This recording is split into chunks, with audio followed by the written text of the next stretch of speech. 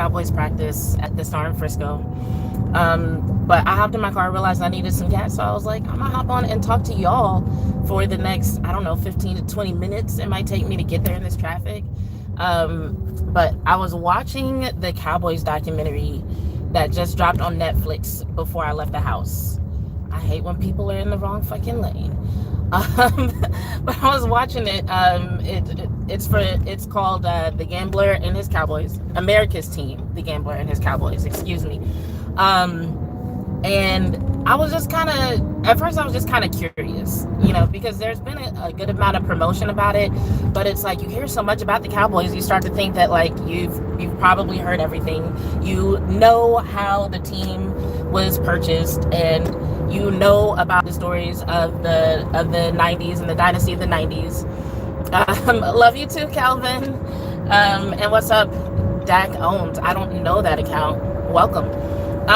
And so there are things you think that you know based on everything that you've heard about the Cowboys. But then I start watching this documentary, and the first thing that they start talking about, the first thing you hear is Jerry Jones talking about gambling on oil wells, not investing, not purchasing, not referring to himself as an entrepreneur, but gambling on oil wells. And he talks about how he ended up with $50 million in debt gambling, as he put it, on oil wells. And so, like, literally, as soon as the documentary started, I'm listening to the terminology he's using. I'm like, this explains it. Because even though he says that he always has a dream of purchasing the Cowboys, he is a man that takes risks, that doesn't go about things in the ways that most people would go about them. He doesn't handle his investments like most people would, right? So he talked about gambling on oil wells, and he tells a story about how he gets this one oil well and it hits. It just starts, it starts spitting up oil is how he described it. And I forgot how much he said he made off of it. But once he made money off that oil well, that's when he was like, all right, I'm gonna buy the Cowboys. And he talks about that process.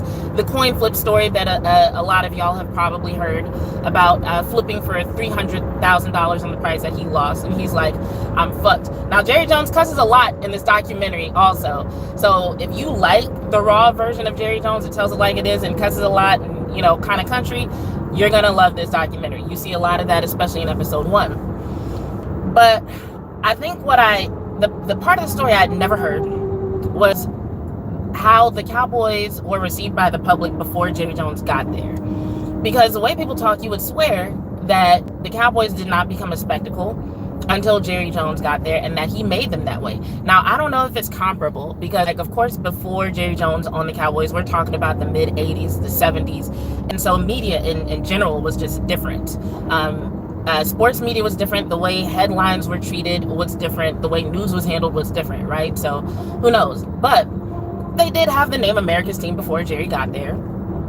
And he talks about his first encounters with the media and how that taught him a lot.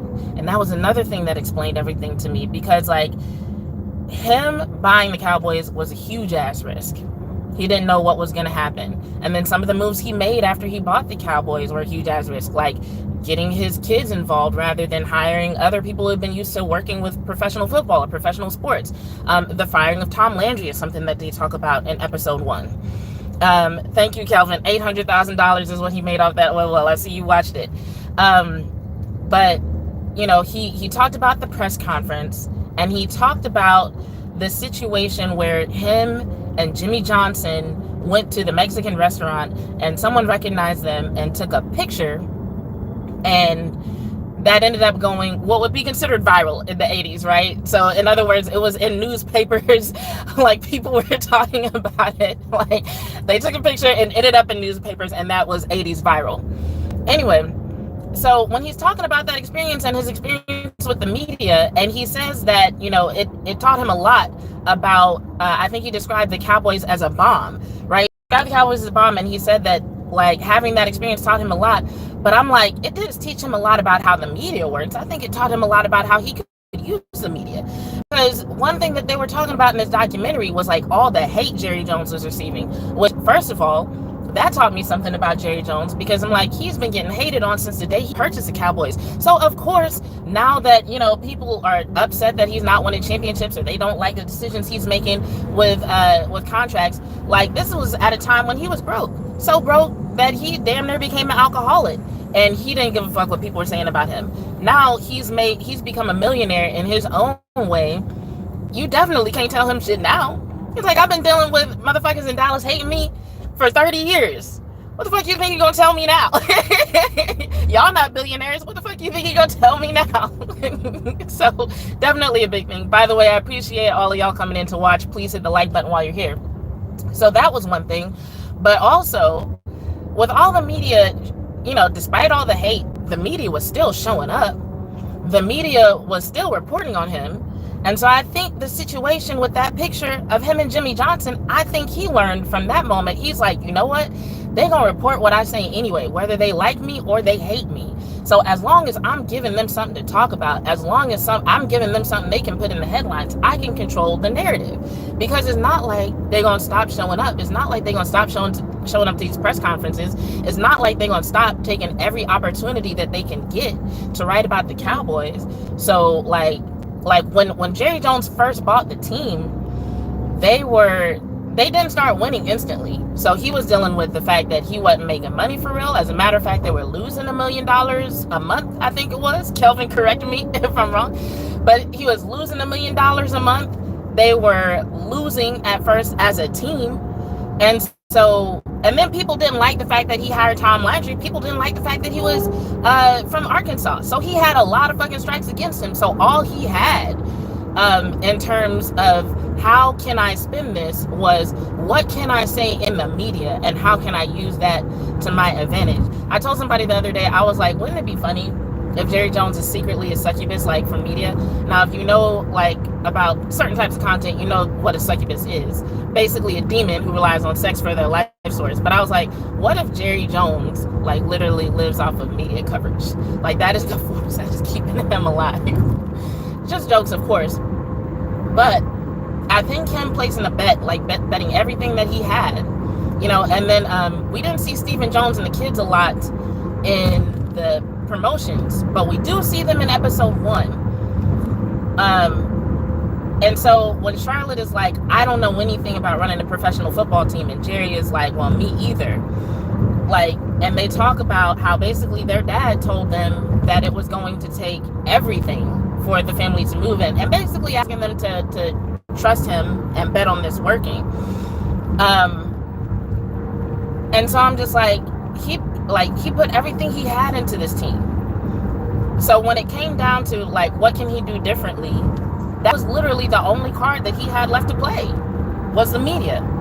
Like, how do I use it? How do I make this work? He didn't have a huge ass advertising budget. They were already losing money. And no matter what he did, like, they even talked about how Tom Landry, they didn't say it, but what they were describing seemed like symptoms of, like, Alzheimer's or some kind of degeneration, like cognitive is it degeneration that I'm working? It was some sort of mental issue. And so Tom Landry was already losing. He was already having mental issues, but people still wanted him around. You know what I'm saying? And so every decision that Jerry Jones made, even when it seemed like it was for the team, they did not like. So literally all he had was like, well, let me at least get this publicity. And so at the end of the day, like, when it comes to, you know, episode 1 and what it taught us, like, yeah, it taught us some details about how the team was purchased. You know, it taught us some details about how Michael Irvin got there and that whole timeline. And there were some rumors I had hoped they addressed, because I had heard a rumor that that he had to agree to fire Tom Landry before he even bought the team. I'd heard that story, and I was hoping that they would address that rumor, and they didn't. But he literally had no cards left to play. And that was very interesting. I'm curious, for those of y'all that are still watching, have you seen the documentary? And was there anything in the documentary that you thought was interesting? Just like, damn, I would have never thought about that. Or damn, I never heard that story. Or like, okay, this kind of explains XYZ to me. I'm curious. And I can't tell who's watching. The numbers keep, like, jumping up and down. So...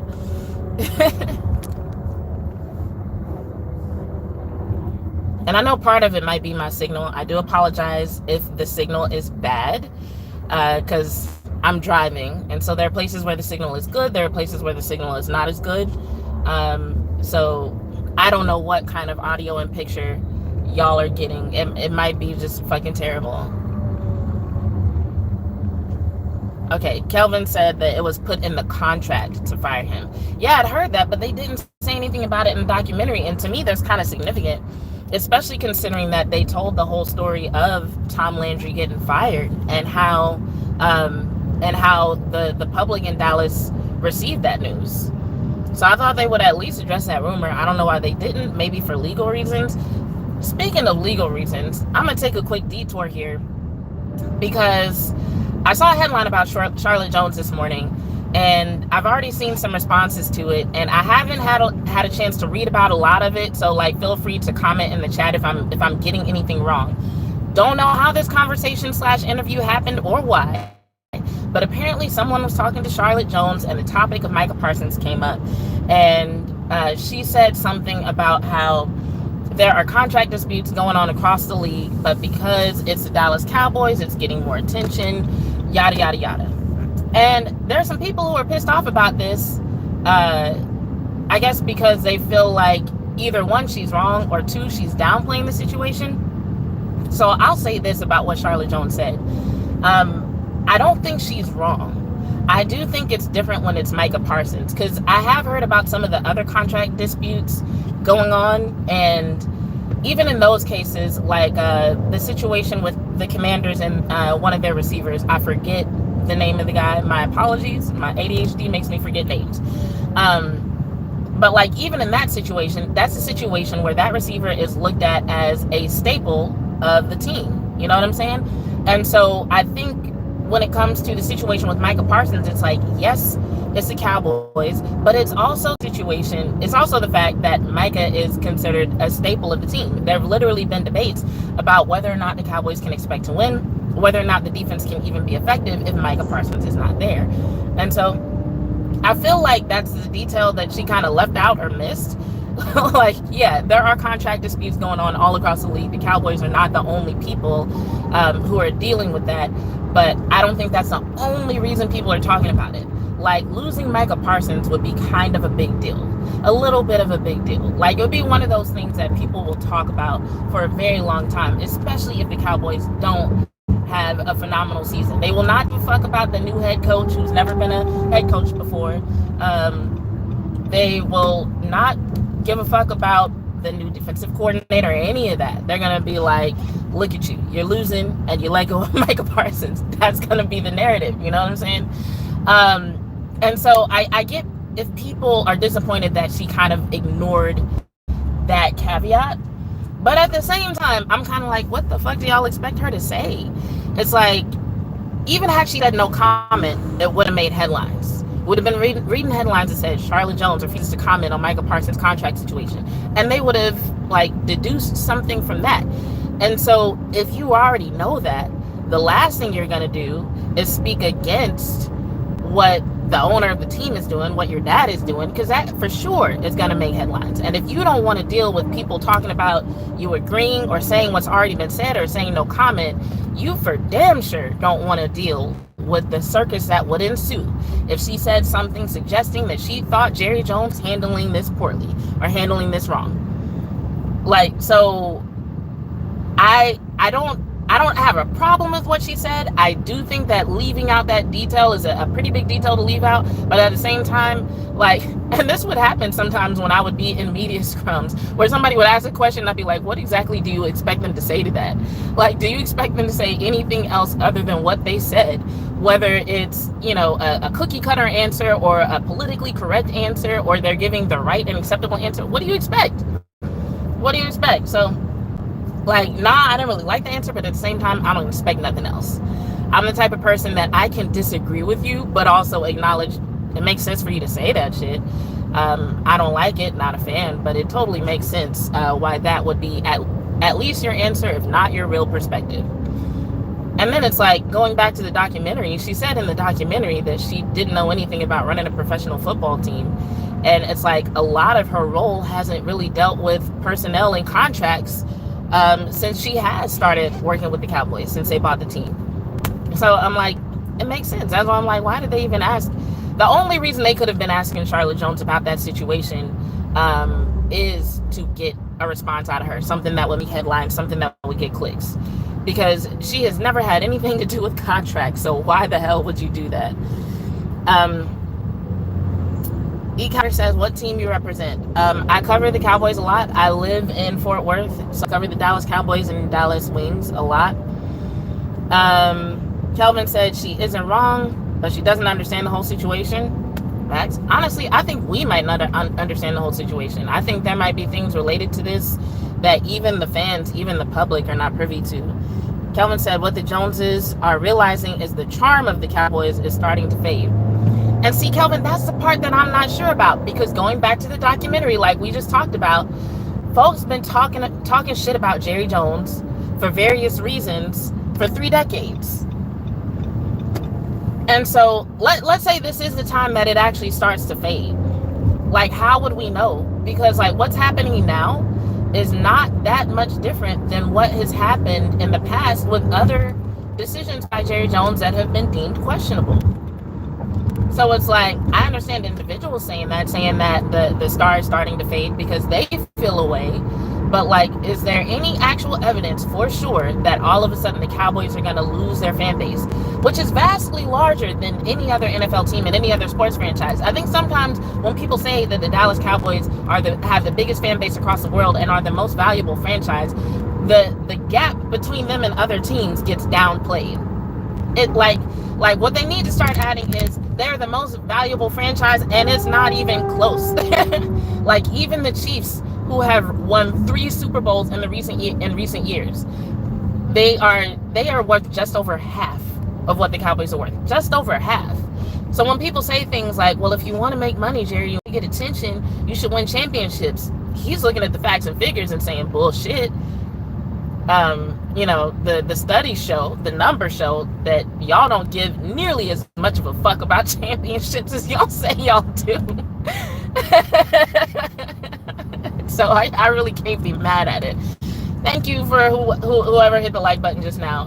And if you are watching, please do me a favor and hit that like button. But yeah, it's like they've been talking shit about Jerry Jones for 30 years. So how can we really say that now is when the star is finally gonna fade? And I mean, when I say talking shit about Jerry Jones, I don't even mean like a little bit, like I'm not a fan of this guy. They was calling him a country bumpkin, a dumbass, basically saying they didn't like anybody from Arkansas. Like, it was bad. It was bad. It was bad when he bought the team. It was bad when he fired Tom Landry. And I've only gotten through like 1.5 episodes of the documentary, but it seemed like it was bad when he made the Herschel Walker trade, which is crazy to me because I'm like, they were losing anyway. So yes, y'all had someone who was considered the best player in the NFL at the time, but the team was still losing like bad. So what really was holding on to him doing for you? But like, yo, I did get to the part of episode 2, and I know I was gonna try to stick to episode 1 in this live stream, but I got to episode 2, and the way they worked that Herschel Walker trade, I was like, damn, it was like, I don't want to say it was sneaky and underhanded, but it definitely seemed like Jerry Jones was counting on the ignorance of Minnesota. Seemed like he was counting on the ignorance of Minnesota, the way he handled that trade. And it seemed like a lot of people really didn't know the details at the time, because when it was reported on, they were just talking about, it is 106 degrees. I just looked at the thermometer on my car, Jesus Christ. But when it was reported on, they were talking about trading Herschel Walker for these 5 players that were nobodies, quote unquote. But it didn't seem like anybody in the press was reporting on the caveat that if they waived those players, that the Cowboys would get draft picks. And I just feel like if that were to happen today, it would be all over YouTube. You'd have like 18 content creators talking about, well, like, let's wait and see what happens, because if we waive these players and we get draft picks and yada, yada, yada. But like, as people have brought up Herschel Walker's name, talking about this Micah Parsons situation, one of the things that I have said is that, like, yo, the Herschel Walker trade is something that literally could not happen now. the rules have literally changed to where, like, while you could get a lot from Micah Parsons, you would not be able to make a trade like that. And so I still don't think it would make sense. But yeah, the way he worked that trade and was like, oh yeah, we'll take these 5 players, and basically counted on, okay, either they're gonna step it up with the Cowboys and it'll look like a good trade, or whoever doesn't, I'm gonna get rid of them and we gonna get the picks. And they counted on that. And so I don't know if you want to say that it was sneaky or underhanded, but whatever you want to call it, it was definitely Jerry Jones, using his understanding of contracts and of the law to his advantage, and being like, if you don't understand or you make the wrong decision, that's on you. That's on you, friend. JV said, Dak is under contract. Explain how will it be goodbye. You must be talking to somebody in the chat, JV. Good to see you, though. And thank you for encouraging everybody to like the video. Apparently, you can double tap the screen to like the video. I don't know if there's a like button. I don't normally go live vertically. I wonder what happens if I go away from the screen, because I need to. It's okay. I'm gonna find my wallet and not tap my phone to pay for gas. I love that. I want him to win a Super Bowl now. Same. Kelvin said they called him a slick talking country bumpkin. I feel like they said worse than that. I don't remember exactly, but I feel like they said worse than that, Kelvin. And it wasn't nothing good to balance it out. That's the thing. So that's why I'm just like, look, y'all think y'all about to intimidate Jerry Jones into operating how y'all want him to operate. It's not gonna happen. I'm gonna stay live with y'all as long as I can, as long as y'all are posting questions while I get this gas. I might shut it down after I get the gas, though, because then I'm gonna be on the interstate for like an hour, and I'm gonna need to pay attention to what I'm doing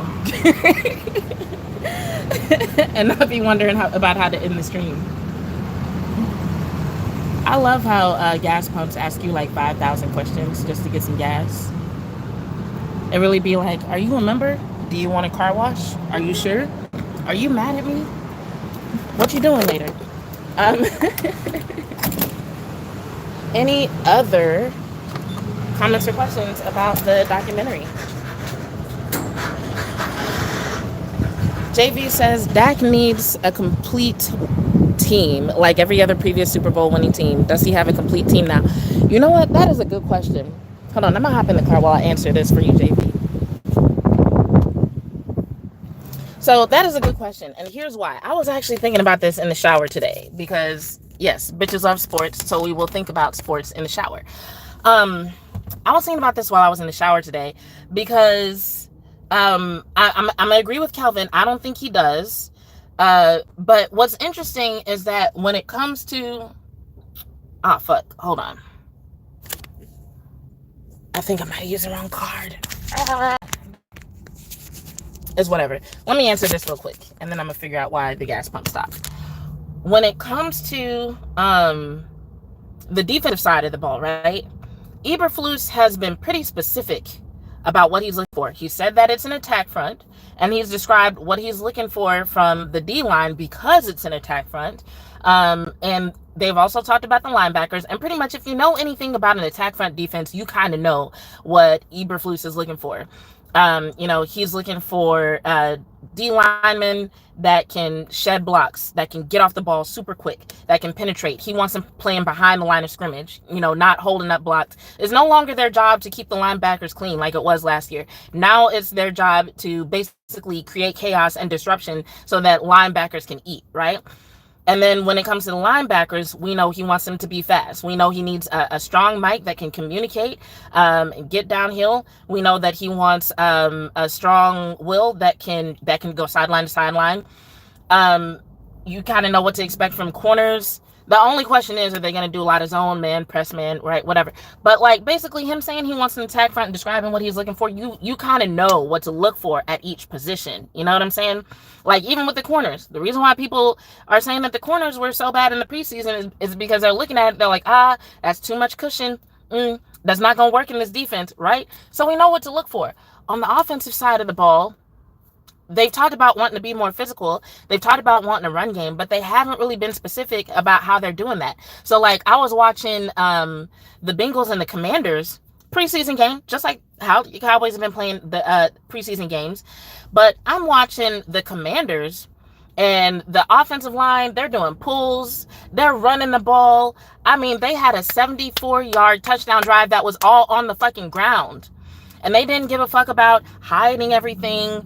And there was no indication that them showing that they could do all that on the ground would stop them from doing it in the regular season.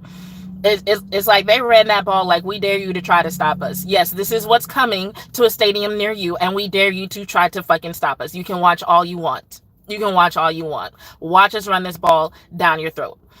And so, like, I can't say that those requirements are as clear for the Cowboys.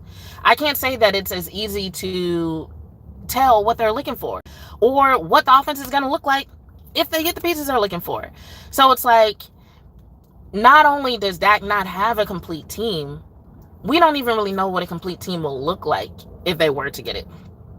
But we can tell that, you know, like what they're working with right now is not enough. Because, like, even if you just look at the run game, it's just like, okay, pretty much any running back we're going to have to rely on has been on that field. Like, that's not the case with the wide receivers. We haven't seen CD out there or Pickens out there. We definitely haven't seen them together except in controlled practice situations. But any running back that we've been thinking about, we've seen. Which of them has performed in a way that makes you say, all right, our running game is solid. We ain't got nothing to worry about. Which of them has done that? So it's like, and then one thing we know about Dak, and this is the case with most quarterbacks, this is not a shortcoming of Dak. One thing we know about Dak is he relies on a solid running game in order to win games. So it's like the fact that we have no confidence in that if you don't know shit else about football, if you know that one piece of information or that one package of information that we haven't yet seen a reliable running back or run game, and that Dak Prescott needs that to win. If that's all you fucking know about the Dallas Cowboys, you know they don't have enough. You know they are not ready to go into this season and win games. Oh, is Vach here? Hey, Vach. Vach on his Vach Reacts channel. Yeah, so Greg says the Cowboys have a front office problem, not a Dak issue. I agree. I don't understand what their plan is. Eberflus coached the Chicago Bears last year. Oh, I know. I didn't like Eberflus as a coach. I didn't. But I think he's better probably as a defensive coordinator. We'll see what he does.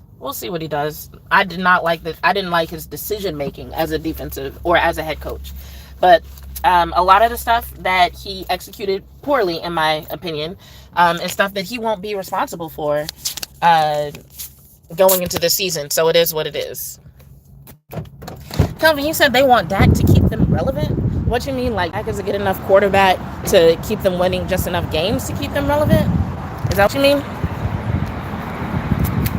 And I hate that because these guys want to win. No, I feel you. I hate that for them. I think I might go in here and get a snack since I got an hour drive ahead of me. What should I get as a snack?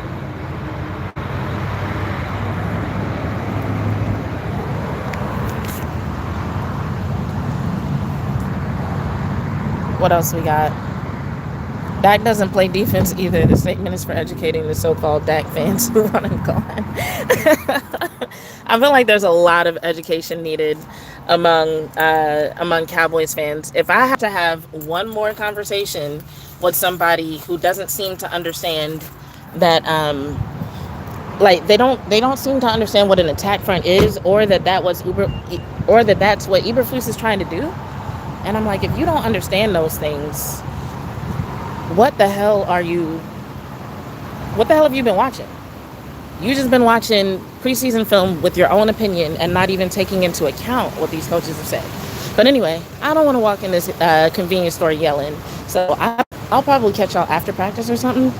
And if you're watching this after the fact and you have any questions or comments, drop them in the chat or drop them in the comments and I'll get to them later. Bye, guys.